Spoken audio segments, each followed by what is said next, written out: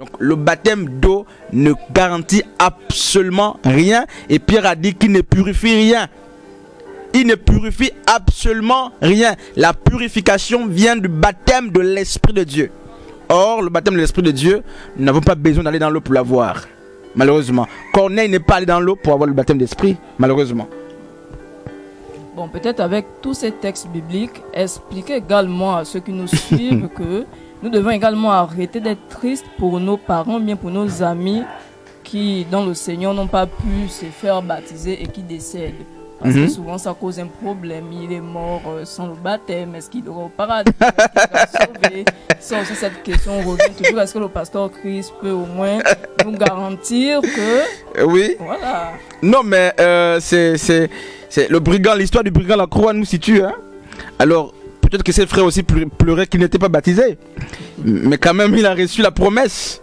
Yeshua a dit, vous voyez, si le baptême était une action salvatrice ou qui sauvait, Yeshua aurait dû dire au brigand, bon, descends vite, ou je sais pas, va d'abord te faire un peu baptiser vite, avant qu'on aille. Mais Yeshua n'a pas regardé au baptême, parce que, au baptême d'eau. Mais ce jour, il a été baptisé par le Saint-Esprit, parce que la preuve, il a confessé, Yeshua, il a confessé le péché. Et le brigand à la croix s'était fait baptiser ce jour-là. Donc ceux qui meurent en Christ sans avoir pris le baptême d'eau, alors qu'ils sont baptisés par le Saint-Esprit, ils sont sauvés. Il n'y a pas à pleurer pour eux, il n'y a pas de remords. Ne cherchez pas à baptiser vos morts, plutôt vos morts ou vos parents qui sont en train de vouloir mourir dans les secondes qui suivent parce que vous pensez que le baptême de sauve. Non.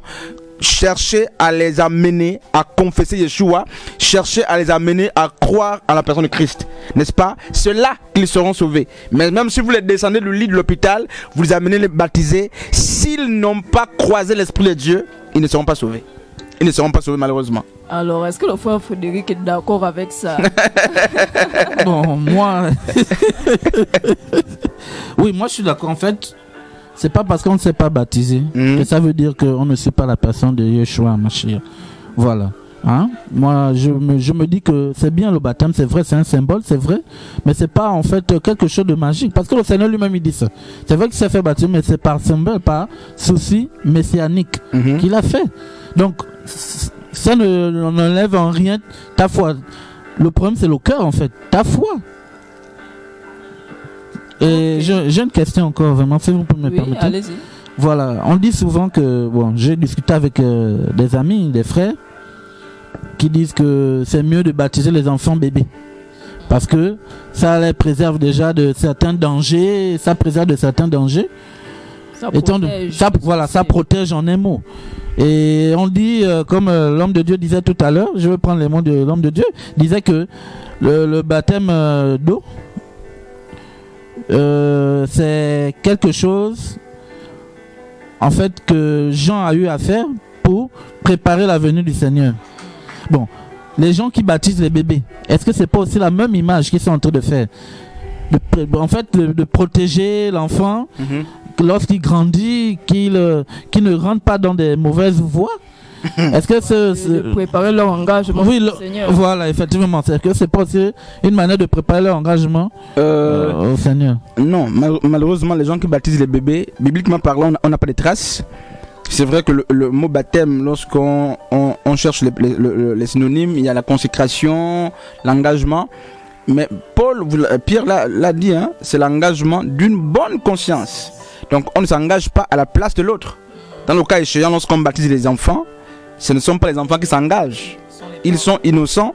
Ce sont des parents qui prennent l'engagement à la place de leurs enfants, sans le consentement de leurs enfants. Ce qui n'est pas biblique. Donc tous ceux qui venaient au jour du baptême lorsque Jean baptisait, c'était des personnes âgées. Et qui acceptaient la preuve. Beaucoup prenaient justement leur relique qu'ils venaient donner au Seigneur. Ils renonçaient à leur sorcellerie, tout ça.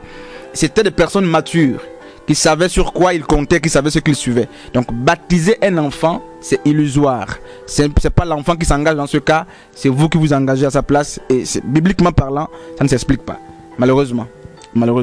Et j'aimerais qu'on prenne un texte, n'est-ce pas, dans Actes chapitre 16, l'histoire du geôlier qui a été baptisé, n'est-ce pas, avec sa famille. On n'a pas vu de l'eau. Actes chapitre 16 à partir du verset 29. Alors le geôlier ayant demandé de la lumière, entrant précipitamment et se jeta tout tremblement, n'est-ce pas, tout tremblant aux pieds de Paul et Silas, et les fit sortir et dit: Seigneur, que faut-il que je fasse pour être sauvé? Voici la question que beaucoup se posent même aujourd'hui, n'est-ce pas? Et Paul et Silas répondirent: Crois au Seigneur Yeshua et tu seras sauvé. Croire. Que faut-il pour être sauvé? C'est croire, n'est-ce pas? Et tu seras sauvé, toi et ta famille. Et quand on dit toi et ta famille, ça ne veut pas dire que tu crois seul et ta famille est sauvée. Celui qui croit, pour que sa famille soit sauvée, il faut qu'il véhicule vers sa famille, n'est-ce pas, l'objet de sa croyance. Il doit transporter l'énergie spirituelle qu'il a reçue vers la famille. Donc il doit mener sa famille également à partager ce qu'il a reçu de Dieu. Et au verset 32 plutôt, il est dit ceci: et ils lui annoncèrent la parole du Seigneur ainsi qu'à tous ceux qui étaient dans sa maison. Donc la famille est sauvée lorsqu'elle écoute également la parole, n'est-ce pas? Elle n'est pas passive pour être sauvée.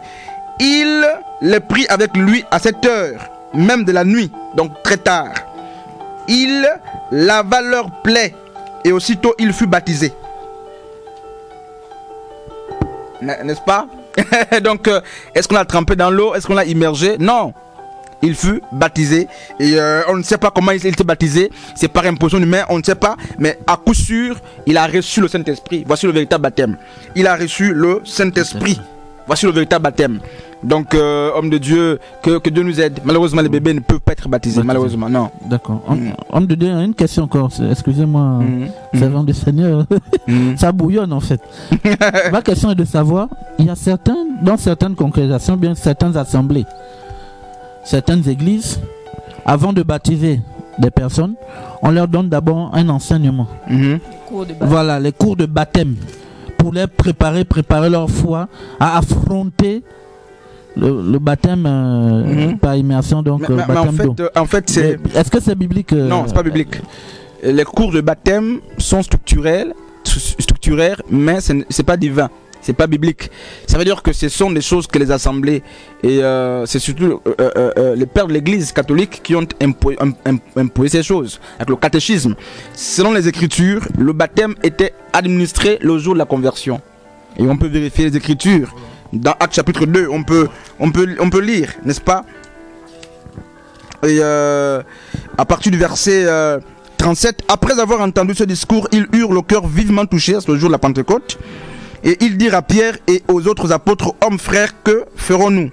Pierre leur dit: répentez-vous et que chacun de vous soit baptisé au nom de Yeshua pour le pardon de vos péchés et vous recevrez le Saint-Esprit, car la promesse est pour vous et pour vos enfants et pour tous ceux qui sont au loin, n'est-ce pas? Et même là c'est même encore plus loin. Lorsqu'on prend Actes chapitre 8, là c'est encore plus creux. Lorsqu'on prend Actes chapitre 8, l'énuque éthiopien n'a pas fait un cours pour être baptisé. Voilà, l'énuque éthiopien n'a pas fait un cours de baptême pour être baptisé par Philippe. Donc les cours de baptême ne sont pas divins. C'est structuraire, c'est les églises qui font ça. Mais le problème, c'est que nous devons être bibliques. Parce qu'il y a des gens qui ne veulent pas forcément faire des cours.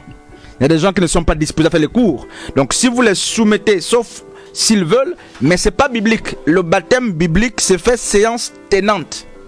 Vous acceptez Jésus, on vous baptise, comme le geôlier dans Actes chapitre 16, comme Lydie a été baptisée, n'est-ce pas, dans Actes chapitre 10 là-bas, comme Paul dans Actes chapitre 9, c'est le même jour qu'on croit. Il n'y a pas de cours de baptême, il n'y a pas de cours à faire.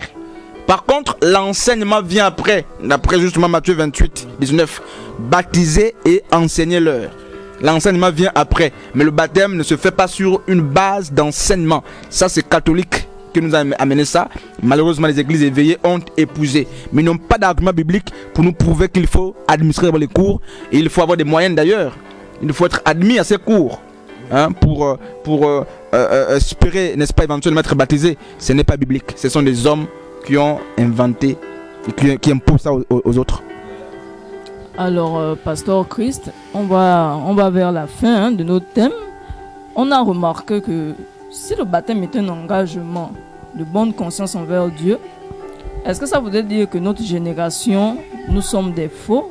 Parce que lorsqu'on essaie de lire, on a comme l'impression que toutes ces personnes qui suivaient le maître se convertissaient réellement. Mais de nos jours, on a l'impression que dès qu'on s'engage dans le Christ, dès qu'on s'engage dans le baptême, on a l'impression qu'on devient pire qu'avant. Est-ce que c'est normal ou alors nous sommes fous? Et non, ce n'est pas que nous sommes... même à cette époque, il y avait des pervers. Quand vous lisez Simon le magicien, mais après même avoir été baptisé, il était cupide. Il a demandé de marchander justement le miracle. Il a vu les apôtres opérer, il a demandé, donnez-moi cette puissance, je vous donne l'argent. Mais c'était quelqu'un de baptisé. Quand vous lisez Galates chapitre 2, je crois, vous allez vous rendre compte que Pierre était hypocrite. Il a été repris par Paul. Mais pourtant Pierre était un apôtre, n'est-ce pas? Alors, est-ce qu'il faut tout de suite dire que les déviations et les faiblesses charnelles sont la preuve que nous sommes forcément faux? Non, peut-être pas. Mais je sais que dans notre génération, il y a beaucoup de fausseté. Mais les faussetés existent même depuis. Parce que rappelez-vous le discours de Pierre, de Paul, lorsqu'il dit à Alexandre le forgeron m'a abandonné. Beaucoup d'autres avaient abandonné Paul pour retourner le monde, justement. Donc, Hyménée, justement, même quand il parle d'Hyménée, c'était un méchant. Bon, Alexandre le forgeron, c'était les gens qui étaient baptisés. Donc, il n'y a rien de nouveau sous le soleil, femme de Dieu. Ce que nous vivons aujourd'hui, les autres ont aussi vécu cela. Alors donc, il faudrait dire qu'on devrait, dans nos églises, on devrait peut-être arrêter d'attaquer les fidèles en disant que mais vous êtes baptisés, vous êtes ceci, vous faites encore telle chose. Non, le baptême n'est pas là pour sanctifier les gens. Non. Non, le baptême ne sanctifie pas les gens. La vie chrétienne a un processus. On évolue jusqu'à ce qu'on grandisse. Quand on est en Christ, nous sommes des charnels, c'est-à-dire des bébés dans la foi. Après, il faut devenir donc des hommes, donc des vraies forces, des enfants intermédiaires avant de devenir des youths, donc des fils, des gens matures. Beaucoup sont parfois enfants, au-delà du fait que beaucoup ne sont pas convertis, mais il y a beaucoup d'enfants. Et quand on est jeune en Christ, donc nouvellement arrivé dans la foi, c'est normal qu'on tâtonne. Donc, il faut aussi être patient envers ses frères et ses sœurs pour espérer, n'est-ce pas, avoir un fruit. On ne plante pas un arbre et commencer tout de suite à réclamer les fruits. Il y a un temps. Il faut de suivi, donc ne lapidons pas tout de suite, surtout pour les personnes qui sont nouvellement arrivées. Voilà, il faut beaucoup de patience. Ok, alors le frère Frédéric, est-ce que vous avez encore une autre question? Bien. Non, je pense que c'est bien. Alors donc, bon. Pasteur Christ, je pense qu'on a fait le tour, sauf si vous avez quelque chose à ajouter sur le sujet. Non, ça va, Ok, voilà. Alors le frère Frédéric, est-ce que vous pouvez faire un petit résumé là? Parce que là on se lève, on devrait quand même savoir, on a parlé de baptême finalement. Quand on se lève là, qu'est-ce qu'on considère? Bon, on retient que le baptême d'eau, c'est un baptême en principe qui ne devait plus être fait, pour ma part. Hein. Le vrai baptême qu'on devrait considérer de nos jours, c'est le baptême du Saint-Esprit. C'est ce baptême-là que nous devons considérer. Et que le baptême, c'est un engagement d'une bonne conscience envers Dieu. Donc, tous ceux qui baptisent les bébés en disant que le baptême va les sauver ou les protéger ou bien pour le pardon de leurs péchés, ils sont dans l'illusion totale. Et pour moi, pour ma part, je pense que le vrai baptême, c'est l'évangile qui nous est donné par Yeshua Hamashiach. Voilà le vrai baptême. Voilà. Alors nous sommes arrivés à la fin de notre thématique, mais nous pensons que ce n'est pas encore bien clair. Certainement on aura encore d'autres questions. Certainement les gens vont se poser la question de savoir si on ne doit plus baptiser parce que le pasteur Christ n'a pas vraiment donné sa position. Dans un autre plateau, certainement il va nous donner sa position. Alors donc on se dit au revoir et puis on se retrouve pour une prochaine fois. Ok, merci beaucoup. Et bonne soirée. Bonne soirée.